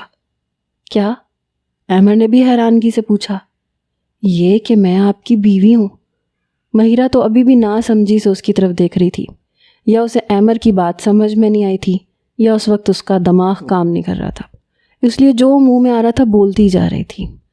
اس کی یہ چھوٹی چھوٹی باتیں ایمر کے چہرے پہ مسکراہٹ لا رہی تھیں. مجھے اچھی طرح معلوم ہے کہ تم میری بیوی ہو, لیکن لگتا ہے تم بھول گئی ہو, اور تمہارے چھوٹے سے دماغ سے نکل گیا ہے کہ تم ایمر یزدانی کی بیوی ہو. اس لیے تمہارے پاس آدھا گھنٹہ ہے, جلدی سے تیار ہو جاؤ, ہمیں نکلنا ہے. مجھے ہر کام کا وقت پہ ہو جانا اچھا لگتا ہے, اس لیے دیر مت کرنا. ایمر نے کہتے ہی سامنے کی جانب رخ کیا. وہ آسمان کی طرف چہرہ کیا وہیں دیکھ رہا تھا. ہلکی ہلکی ہوا چل رہی تھی جو پورے جسم کو پرسکون اور تازگی بخش رہی تھی. مہیرہ بنا کچھ کہے پھر وہاں سے اندر کی جانب بڑھ گئی تاکہ جلدی سے تیار ہو سکے. مہیرہ آدھے گھنٹے میں کیا 15 منٹ میں ہی تیار ہو گئی تھی. اس نے میرون رنگ کی لانگ فراک پہنی تھی جس کا گلا تھوڑا سا ڈیپ تھا. ایمر نے ہی اسے یہ ساری شاپنگ کروائی تھی. بالوں کو کھلا چھوڑا تھا, میک اپ کے نام پہ بس گلاس لگایا تھا, ہاتھوں میں 2 کنگن پہنے تھے. اپنے دوپٹے کو گلے میں ڈالے وہ آئینے کے سامنے کھڑی خود کو دیکھ رہی تھی. اس سادگی میں بھی وہ حسین لگ رہی تھی, لیکن اسے جس بات کی ٹینشن ہو رہی تھی وہ اس کا ڈیپ گلا تھا. پیچھے تو اس نے اپنے بال گرا لیے تھے, لیکن آگے کا گلا کچھ زیادہ ہی گہرا تھا. اگر وہ ذرا سا بھی جھکتی تو صاف سب کچھ نظر آتا. اس لیے اب اسے پریشانی ہو رہی تھی. وہ سوچ رہی تھی کہ وہ جا کے ڈریس چینج کر لے, لیکن اتنے میں ایمر بھی لباس تبدیل کر کے آ چکا تھا. وہ اپنے ہاتھ پہ گڑی باندھ رہا تھا جب اس کی نظر مہیرہ کی پشت پہ پڑی۔ ایک پل کے لیے تو وہ مبہوت سا رہ گیا۔ آئینے میں اس کا گھبرایا سا چہرہ دیکھ کے وہ چلتا ہوا اس کے پاس آیا۔ اس نے خود 3 پیس سوٹ پہنا ہوا تھا۔ اس نے جو شرٹ پہنی تھی وہ بھی میرون تھی۔ یہ شاید اتفاق تھا کہ دونوں کے ڈریسز میچ ہو گئے تھے۔ احمد جا کے اس کے پیچھے کھڑا ہوا۔ وہ آگے کی جانب جھکا۔ اس نے جھک کے اپنا پرفیوم اٹھایا۔ جھکتے ہوئے اس کا کندھا مہیرہ کے کندھے کے ساتھ ٹچ ہوا۔ وہ پہلے سے گھبرائی کھڑی تھی۔ ایک دم احمد کے ٹچ ہونے پہ اس کے جسم میں کپ کپی سی طاری ہو گئی۔ احمد کی نظریں اسی پہ جمی ہوئی تھیں۔ وہ خود پہ پرفیوم چھڑک رہا تھا جبکہ وہ بدحواسی میں اپنے جھمکوں کے لیے تھوڑا سا نیچے جھکی تو احمد کی نظر اس کے گلے پہ پڑی۔ اس کے ماتھے پہ بل نمودار ہوئے۔ اس نے نظریں نہیں پھیریں کیونکہ وہ اس کی محرم تھی، اس کی بیوی تھی۔ تمہیں کس نے کہا کہ تم یہ سوٹ پہن کے پارٹی میں جاؤ؟ احمد نے اسے بازو سے پکڑ کے اس کا رخ اپنی طرف کرتے ہوئے سنجیدگی سے پوچھا۔ نظریں ابھی بھی اس کے گلے پہ جمی ہوئی تھیں۔ جی کیا مطلب، مجھے کسی نے بتانا تھا کیا؟ وہ نہ سمجھی سے احمد کو دیکھ کے پوچھنے لگی۔ احمد کو سوٹ کو دیکھ کے یاد آیا کہ یہ سوٹ اسی نے لے کے دیا تھا۔ تب اس ٹائم اس نے گلے وغیرہ پر اتنا غور نہیں کیا تھا، لیکن جب اس کی نظر آئینے میں پڑی تو اس نے دیکھا کہ اس کا پچھلا گلا بھی کافی ڈیپ تھا۔ مہیرہ کے بال شولڈر سے ذرا سا نیچے تھے، اتنے لمبے نہیں تھے، لیکن گلا زیادہ ڈیپ ہونے کی وجہ سے اس کے پیچھے سے اس کی کمر بھی نظر آ رہی تھی۔ وہ تو کبھی اس حلیے میں اپنی بیوی کو باہر لے کے نہیں جاتا۔ وہ نہیں چاہتا تھا کہ کوئی غیر مرد اسے دیکھے۔ جاؤ جا کے چینج کر کے آؤ، ایسے سوٹ تم صرف میرے سامنے پہن سکتی ہو۔ اس کی بات پہ مہیرہ کے گال نہ جانے کیوں سرخ ہوئے۔ ایسے ڈریس تمہیں اس کمرے سے باہر بھی نہ پہننے دوں میں، باہر جانا تو دور کی بات ہے، احمد نے سنجیدگی سے کہا۔ اسے خود سمجھ نہیں آ رہا تھا کہ وہ اس پہ اتنا دھیان کیوں دے رہا ہے۔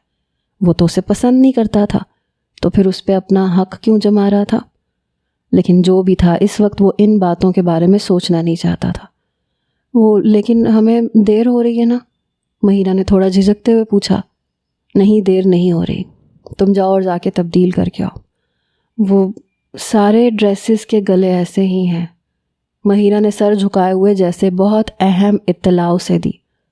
جب میں تمہارے لیے شاپنگ کر رہا تھا اس وقت مجھے منع کیوں نہیں کیا کہ ان کے گلے ٹھیک نہیں ہیں؟ احمد نے اسے گھورتے ہوئے پوچھا۔ کیونکہ جب وہ اسے کھانے پہ لے کے گیا تھا اس سے پہلے اس نے اسے شاپنگ کروا دی تھی۔ مہیرہ خاموشی سے اس کے ساتھ چل رہی تھی، اس نے کسی چیز کے لیے اسے منع نہیں کیا تھا۔ جو بھی اسے احمد لے کے دے رہا تھا وہ خاموشی سے لیتی جا رہی تھی۔ اس کا جواب نہ پا کے احمد خود ہی الماری کی طرف بڑھا، وہاں سے اس کے ڈریسز دیکھنے لگا۔ تقریباً سبھی ڈریسز ڈیپ گلے کے تھے۔ اس نے پہلے نوٹ نہیں کیا تھا کیونکہ اسے کون سا لڑکیوں کی شاپنگ کا اندازہ تھا، لیکن پھر اسے ایک سوٹ ایسا مل گیا جس کا گلا مناسب تھا، نہ زیادہ ڈیپ تھا نہ زیادہ چھوٹا۔ وہ بلیک کلر کی شلوار قمیض تھی۔ شرٹ اس کی کچھ چھوٹی تھی لیکن گھٹنوں سے تھوڑی اوپر ہی تھی، پہننے کے قابل تھی، واہیات نہیں لگ رہی تھی۔ اس نے وہ سوٹ مہیرہ کی طرف بڑھایا جس نے خاموشی سے سوٹ کو تھاما اور چینج کرنے چلی گئی۔ وہ چینج کر کے آئی تو احمد یزدانی نے دل میں اس بات کا اعتراف کیا کہ اس سوٹ میں وہ پہلے والے سوٹ سے زیادہ اچھی لگ رہی ہے۔ نہیں، یہ سوٹ اسے نہیں پہننا چاہیے، احمد نے جیسے دل میں خود سے کہا، پھر خود ہی اپنی سوچ کو جھٹک دیا۔ اس طرح تو وہ پوری رات اس سے سوٹ ہی چینج کرواتا رہے گا۔ اس لیے اس کے وجود سے نظریں چرا کے وہ سامنے آئینے میں دیکھنے لگا۔ یہ بہتر ہے۔ مہیرہ چلتی ہوئی ڈریسنگ کے پاس آئی۔ احمد نے دوپٹہ اس کے کندھے سے لے کر اس کے دونوں کندھوں پہ پھیلا دیا، ایسے کہ اس کا سامنے والا گلا بھی چھپ جائے۔ پیچھے اس نے بالوں کو بکھیر دیا، اس کے چہرے پہ آتے بالوں کو کان کے پیچھے کیا۔ اب وہ پوری طرح تیار تھی اور پیاری بھی لگ رہی تھی۔ احمد نے دوبارہ اس کی طرف دیکھنے سے گریز کیا اور اسے چلنے کا کہا۔ مہیرہ نے اتنی ہائی ہیل پہن رکھی تھی اس لیے اسے مسئلہ ہو رہا تھا۔ احمد نے اسے دیکھا اور نفی میں سر ہلاتے اس کے نازک ہاتھ کو اپنے ہاتھ میں تھامے اس کے ساتھ چلنے لگا۔ دونوں نیچے اترے تو انہیں دیکھ کے شاذم کے چہرے پہ مسکراہٹ آ گئی۔ اس سے پہلے کہ اس کی شرارتی رگ پھڑکتی وہ کچھ کہتا، احمد نے اسے گھور کے دیکھا۔ خبردار اگر تم نے کچھ بھی فضول بولا۔ بھائی یار، یہ کیا بات ہوئی؟ آپ کو کیسے پتا میں کچھ بولنے والا ہوں؟ شاذم نے منہ بسوڑتے ہوئے کہا۔ میں اپنے بھائیوں کو ان سے زیادہ اچھے سے جانتا ہوں۔ اس کی بات پہ شاذم کے چہرے پہ مسکراہٹ آ گئی۔ اوکے، بیسٹ آف لک، شاذم نے کہا تو ایمر نے اس کے بال بکھیرے اور وہاں سے مہیرہ کو لیے چلا گیا۔ ایمر، مجھے یہ ہیل نہیں پہننی، وہ جو اس کے ساتھ چلتی جا رہی تھی اکتا کے بولی، اور اسے یہ بھی نہیں پتہ چلا کہ وہ ایمر کا نام لے چکی ہے۔ اپنا نام اس کی زبان سے سن کے ایک پل کے لیے ایمر رک کے اسے دیکھنے لگا، جو اب کنفیوز تھی اسے دیکھ رہی تھی۔ دونوں گاڑی کے قریب پہنچ چکے تھے، شام کے سائے ڈھل رہے تھے۔ مجھے نہیں معلوم تھا میرا نام کسی کی زبان سے سننا اس قدر اچھا ہوگا۔ وہ یہ بات دل میں سوچ رہا تھا۔ اس میں کیا مسئلہ ہے؟ اس نے ایک آئی برو اچکاتے ہوئے پوچھا۔ مجھ سے نہیں چلا جا رہا، میں گر جاؤں گی، مہیرہ منہ میں بڑبڑائی۔ ایمر اس کے قریب آیا۔ میں سنبھال لوں گا، کبھی بھی گرنے نہیں دوں گا۔ اس کے لہجے میں کچھ ایسا تھا کہ مہیرہ نے فوراً اس کے چہرے کی طرف دیکھا۔ ایمر کی آنکھوں میں ایک انوکھی سی چمک دیکھ کر اسے اپنا حلق خشک ہوتا محسوس ہوا۔ ہاتھوں کی ہتھیلیوں میں پسینہ جمع ہونے لگا۔ ایمر کو خود بھی نہیں معلوم تھا کہ وہ اس وقت کیا بول رہا ہے۔ وہ اس قدر مہیرہ میں کھو چکا تھا۔ وہ مزید اس کے قریب آیا، اس کا ہاتھ پکڑ کے اس کی انگلیوں کو اپنی انگلیوں میں پھنساتے اس کے ہاتھ کو اپنے لبوں تک لایا۔ مہیرہ سانس روکے قریب سے اسے دیکھ رہی تھی، اس کی کلون کی خوشبو کو محسوس کر رہی تھی۔ کیا تھا یہ؟ شروع میں اس نے اپنے لیے اس کی آنکھوں میں نفرت دیکھی تھی، محبت کہیں بھی نہیں تھی، لیکن جیسے ہی ایمر کے نرم لمس نے اس کی انگلیوں کو چھوا، اسے اپنے قدموں سے جان نکلتی محسوس ہوئی۔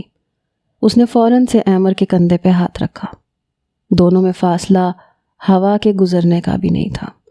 اس کے دل کی دھڑکنوں کو ایمر خود میں اچھے سے محسوس کر سکتا تھا۔ یہ احساس کتنا الگ تھا، ایمر نے اپنے دل میں کہا، اور وہ اپنے دل کی بات سے راضی بھی تھا۔ ایمر نے انگلیوں کے بعد اس کے ہاتھ کی پشت پہ اپنے لب رکھے، پھر اس کے دونوں ہاتھ اپنے دونوں کندھوں پہ رکھتے، اپنے دونوں ہاتھ اس کی کمر پہ رکھتے، سر اس کے سر کے ساتھ ٹکائے، دھیمے لہجے میں بولا، تم مجھے کمزور کر رہی ہو مہیرہ۔ وہ جس کی جان پہ بنی ہوئی تھی ایمر کی سرگوشی کو سمجھ نہیں پائی۔ کچھ دیر کے بعد وہ خود ہی پیچھے ہوا، اس کے ماتھے پہ بوسہ دیتے گاڑی کا دروازہ اس کے لیے کھولا۔ وہ جلدی سے اندر بیٹھی اور اپنی دھڑکنوں کو معمول پہ لانے کی کوشش کرنے لگی، اور اس کی حالت سے محظوظ ہوتے ایمر مسکرا کے گاڑی سٹارٹ کر چکا تھا۔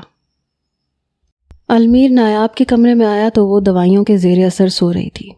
اس کے چہرے پہ معصومیت چھائی ہوئی تھی۔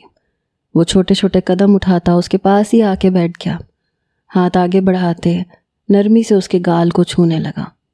میں جانتا ہوں میں نے تمہارے ساتھ بہت غلط کیا ہے، اگر ہو سکے تو مجھے معاف کر دینا۔ المیر دھیمے لہجے میں نایاب کو دیکھتے ہوئے بول رہا تھا۔ اسے اپنی پہلی ملاقات یاد آئی۔ جب اس نے پہلی بار نایاب کو دیکھا تھا تو بے ساختہ اس کے چہرے پہ مسکراہٹ آ گئی تھی۔ نایاب پاکستان سے اٹلی پڑھنے کے لیے آئی تھی۔ اسے گھر سے بہت مشکل سے اجازت ملی تھی۔ اپنی ماں کو اس نے راضی کیا تھا، اپنے بھائی کو، اپنے باپ کو منایا تھا، پھر کہیں جا کے اسے اجازت ملی تھی اور وہ اٹلی پڑھنے کے لیے آ چکی تھی۔ اس کا شوق تھا اٹلی جا کے پڑھنے کا، اور وہ اپنے شوق کو کسی بھی طرح چھوڑنا نہیں چاہتی تھی، اس لیے ضد کر کے آخرکار وہ یہاں آ گئی۔ جب وہ میٹرک میں تھی اس وقت اس نے سوچ لیا تھا کہ وہ آگے کی پڑھائی اٹلی میں جا کے مکمل کرے گی، لیکن جیسے جیسے وہ آگے بڑھتی جا رہی تھی اسے بس ایک ہی بات کا خوف تھا کہ نہ جانے اس کے گھر والے اسے جانے کی اجازت دیں گے یا نہیں، لیکن اس نے ہمت نہیں آری اور گھر والوں کو منا کے ہی دم لیا۔ اٹلی میں رہنے کا انتظام جاسم نے کر دیا تھا۔ وہ یہ تو نہیں جانتی تھی کہ جاسم بہت پہلے سے یہاں رہتا ہے اور وہ یہاں کے چپے چپے سے واقف ہے۔ اس نے اپنی بہن کے لیے فلیٹ کا انتظام کر دیا تھا، جو چھوٹا سا تھا لیکن بہت خوبصورت تھا اور اچھی جگہ پہ موجود تھا۔ وہ اپنی بہن کی طرف سے بے فکر تھا کیونکہ اس نے اس کے فلیٹ سے لے کے یونیورسٹی تک ہر ایک جگہ اچھے سے چیک کیا تھا جس سے اس کی بہن کو خطرہ ہو، لیکن ایسا کچھ نہیں ملا تھا، اس لیے وہ اپنی بہن سے مطمئن ہو کے اپنے کام میں مصروف ہو چکا تھا۔ نایاب کو یہاں آئے 1 ہفتہ ہو چکا تھا۔ 1 ہفتے میں وہ کافی حد تک خود کو ایڈجسٹ کر چکی تھی. باہر کے کچھ راستوں کا بھی اسے پتہ چل گیا تھا. اب اس کا ارادہ باہر جا کے اپنے لیے کچھ شاپنگ کرنے کا تھا، کیونکہ منڈے سے اس نے یونیورسٹی جانا تھا. اس سے پہلے وہ اپنے لیے کچھ شاپنگ کرنا چاہتی تھی. وہ اپنے فلیٹ سے باہر نکلی. اپنے بیگ کو اس نے دائیں کندھے میں تھاما. دوسرے ہاتھ میں اس کا موبائل تھا. موبائل پہ کچھ ٹائپ کرتے ہوئے وہ آگے کی جانب بڑھ رہی تھی. اس نے گھٹنوں تک آتی لمبی شارٹ فراک ساتھ میں بلو جینز پہنی ہوئی تھی. گلے میں اسٹرالر ڈالے، بالوں کو کھلا چھوڑے وہ کیوٹ لگ رہی تھی. وہ اپنے دھیان میں چل رہی تھی جب اچانک کوئی تیزی سے اس کے پاس سے گزرا. ہوا سے اس کے بال اڑے. اس نے فوراً سر اٹھا کے دائیں بائیں جانب دیکھا، پھر پیچھے مڑ کے دیکھا. جب اس نے پیچھے مڑ کے دیکھا تو اسی وقت آگے سے کسی نے اس کے ہاتھ سے موبائل چھین لیا، ساتھ ہی اس کا پرس بھی چھین لیا. وہ ایک دم سے ہڑبڑا کے سامنے دیکھنے لگی تو ایک لڑکا اس کی چیزیں لے کے بھاگتے ہوئے سامنے جا رہا تھا. جب اسے ہوش آیا تو وہ چور چور چلانے لگی، لیکن آس پاس کوئی بھی نہیں تھا، اس لیے وہ خود ہی اس کے پیچھے بھاگنے لگی. اس وقت وہ یہ بات بھی فراموش کر بیٹھی کہ وہ ایک انجان ملک میں ہے، اس کی اپنی جان کو بھی خطرہ ہو سکتا ہے. لیکن اس کے بیگ میں بہت قیمتی چیزیں تھیں. موبائل تو وہ اور لے سکتی تھی، موبائل میں بھی ضروری چیزیں تھیں، لیکن بیگ اسے چاہیے تھا. اس کا پاسپورٹ وغیرہ سب کچھ اسی میں تھا، اور وہ اپنی یہ چیزیں نکالنا بھول گئی تھی. اس لیے اس کی سب چیزیں اسی بیگ میں تھیں اور وہ اپنے بیگ کے پیچھے بھاگ رہی تھی. کچھ دیر بعد دوڑنے کی وجہ سے وہ ہانپنے لگی، رک کے گہرے سانس لینے لگی. اسے وہ لڑکا دور جاتا ہوا نظر آیا. اس کا حلیہ وہ اچھے سے نوٹ کر چکی تھی. اس نے 1-2 سیکنڈ رک کے سانس لیا اور پھر سے بھاگنے لگی. لیکن شاید یہ اتفاق تھا کہ سامنے سے ایک پولیس آفیسر چلتا ہوا نظر آیا، جو شاید جلدی میں لگ رہا تھا. اسے دیکھتے ہی نایاب کو تھوڑا حوصلہ ملا. اس نے سنا تھا کہ باہر کے ملک میں پولیس کام کی ہوتی ہے، انسان کا جلدی کام کر دیتی ہے. وہ جلدی سے اس کے سامنے گئی. پلیز میری مدد کریں، وہ چور میرا بیگ اور موبائل لے کے بھاگ گیا. میرے بیگ میں بہت قیمتی چیزیں تھیں، میں ان کو کھونا نہیں چاہتی. نایاب نے پولیس آفیسر کو دیکھتے ہوئے ایک ہی سانس میں کہہ ڈالا. اس کا سانس بھی پھولا ہوا تھا. المیر اس علاقے کا چکر لگانے آیا تھا. اس نے سامنے کھڑی لڑکی کو دیکھا تو وہ اسے اٹلی کی نہیں لگی. یقیناً وہ کسی دوسرے ملک سے آئی ہوگی. المیر نے اٹالین زبان میں چور کے حلیے کا پوچھا. نایاب نے ناسمجھی سے اس کی طرف دیکھا. وہ سمجھ گیا کہ اسے اٹالین نہیں آتی، تو اس بار اس نے انگلش میں پوچھا کہ اس چور کا حلیہ بتا سکتی ہیں، جس نے فوراً سے اسبات میں سر ہلایا اور اس کا حلیہ بتانے لگی. المیر نے اپنے اہلکار کو کال کرتے ہوئے اس چور کا حلیہ بتایا. اسے جلد از جلد چور کو ڈھونڈنے کا کہا. آپ میرے ساتھ پولیس اسٹیشن چلیں، کچھ ضروری کارروائی کرنی ہے، پھر ہم پوری کوشش کریں گے کہ آپ کا سامان واپس مل جائے. المیر یہ کہتے ہوئے آگے کی جانب چل پڑا تو نایاب بھی اس کے پیچھے چل پڑی. اسے تھوڑا بہت حوصلہ ملا کہ ہو سکتا اس کا کام ہو جائے.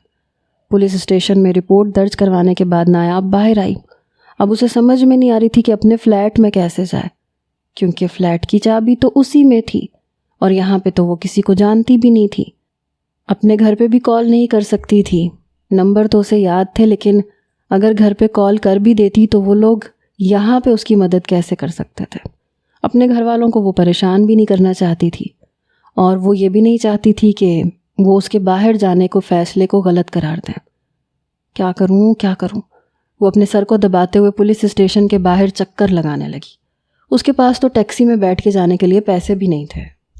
المیر پولیس اسٹیشن سے باہر آیا تو باہر اسی لڑکی کو دیکھ کے وہ پہلے حیران ہوا، پھر چلتا ہوا اس کے پاس آیا کہ ہو سکتا ہے اسے کسی قسم کی مدد کی ضرورت ہو.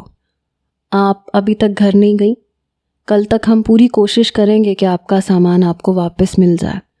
المیر نے اسے دیکھتے ہوئے سنجیدگی سے کہا. وہ اسے بتاتے ہوئے تھوڑا جھجک رہی تھی.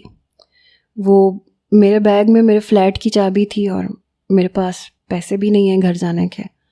نایاب نے اپنی پریشانی بتاتے ہوئے اپنے ہاتھوں کو مروڑتے ہوئے بتایا.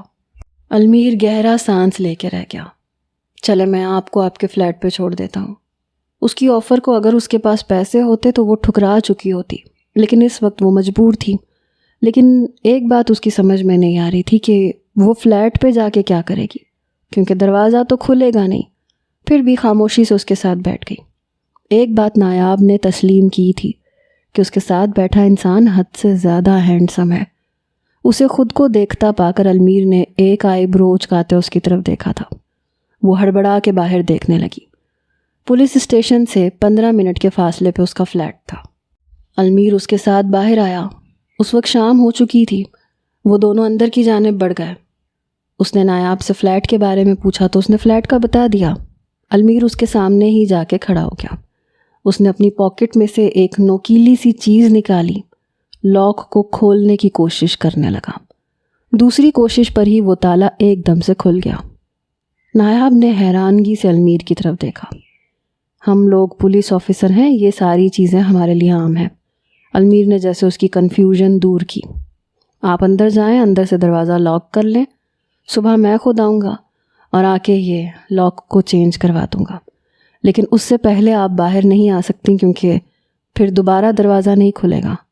وہ اسے ہدایات دیتے بنا اس کی سنے جیسے آیا تھا ویسے ہی واپس چلا گیا۔ ہے تو کھڑوس لیکن دل کا اچھا ہے، نایاب نے دل میں سوچا۔ مسکراتے ہوئے اندر کی جانب بڑھ گئی۔ یہ ان کی پہلی ملاقات تھی، اگر اچھی نہیں تھی تو بری بھی نہیں تھی۔ یہ سوچتے ہی المیر مسکرا پڑا، جھک کر اس کی بند آنکھوں پہ باری باری لب رکھے۔ اسی وقت وہ آنکھیں کھول چکی تھی۔ نایاب نے اسے خود پہ جھکے دیکھا تو اس کا دل زور سے دھڑکا۔ میری نیند کا ناجائز فائدہ اٹھا رہے تھے۔ اس کی آواز بہت دھیمی مگر سرگوشی نما تھی۔ اگر المیر اس کے قریب نہ ہوتا تو سن نہ پاتا۔ تمہاری بے ہوشی کا فائدہ اٹھانے کا پورا حق ہے مجھے۔ ابھی بھی وہ اس کے چہرے پہ جھکا گھمبیر لہجے میں کہہ رہا تھا۔ جھک کے اس کی گردن کے نشان پہ اپنا نرم لمس چھوڑا۔ نشان کافی حد تک ہلکے ہو چکے تھے۔ اس وقت نایاب پوری طرح المیر کی گرفت میں قید تھی۔ میں نے تمہیں بہت مس کیا، وہ اپنی ناک کو اس کی گردن کے ساتھ رگڑتے آہستگی سے بولا۔ اس کی بات سنتے نایاب کی آنکھوں میں پانی آ گیا۔ اب وہ بول تو رہی تھی لیکن بہت آہستہ۔ المیر تھوڑا سا پیچھے ہوا تو اس کی آنکھوں میں آنسو دیکھ کے پریشان ہو گیا۔ کیا ہوا؟ آپ نے مجھے زبردستی پاکستان بھیجا تھا، مجھے خود سے دور کرنا چاہا تھا۔ اب آپ کو لگتا ہے کہ جو تکلیف میں نے برداشت کی وہ اتنی آسانی سے بھول جاؤں گی؟ وہ روتے ہوئے المیر کو مزید شرمندگی میں گھسیٹ کے لے گئی۔ آئی ایم سوری، میں جانتا ہوں میں نے بہت برا کیا تھا، لیکن اس وقت میری سوچنے سمجھنے کی صلاحیت نہ جانے کہاں چلی گئی تھی۔ میں دوسروں کے کیے کی سزا تمہیں دے رہا تھا۔ وہ اس پہ جھک کے بولا۔ کیا مطلب؟ نایاب نے ناسمجھی سے پوچھا۔ پہلے ٹھیک ہو جاؤ پھر بتا دوں گا۔ المیر کہتے ہی اس کے گلابی ہونٹوں پہ جھک گیا۔ نایاب نے اس کے کندھے پہ ہاتھ رکھا۔ مجھے خود پہ حیرت ہوتی ہے کہ میں کیسے اتنی دیر تم سے دور رہ پایا۔ وہ پیچھے ہوتے ہوئے اس کی تھوڑی پہ لب رکھتے ہوئے بولا تھا۔ نایاب کا چہرہ ٹماٹر کی طرح لال ہو رہا تھا۔ المیر کی بڑھتی ہوئی گستاخیاں اسے بے بس کر رہی تھیں۔ خود سے کیے گئے عہد سے وہ ہٹ رہی تھی۔ اس نے کہا تھا کہ وہ اسے اتنی آسانی سے معاف نہیں کرے گی، لیکن وہ شخص اس کی محبت تھا، چاہ کے بھی وہ اس کے لمس سے باہر نکلنا نہیں چاہتی تھی، اور المیر کا تو ایسا کوئی ارادہ ہی نہیں تھا۔ اسے پتہ ہی نہیں چلا وہ اس کی قربت میں پگھلنے لگا۔ اس نے آنکھوں میں خمار لیے نایاب کو اجازت طلب نظروں سے دیکھا، جس نے اس کی نظروں کا مطلب سمجھ کے اس کے سینے میں منہ چھپا لیا۔ المیر نے مسکرا کر سائیڈ کا لیمپ آف کیا اور اس پہ جھکتا چلا گیا۔ نایاب نے بھی خود کو اپنے شوہر کے حوالے کر دیا تھا۔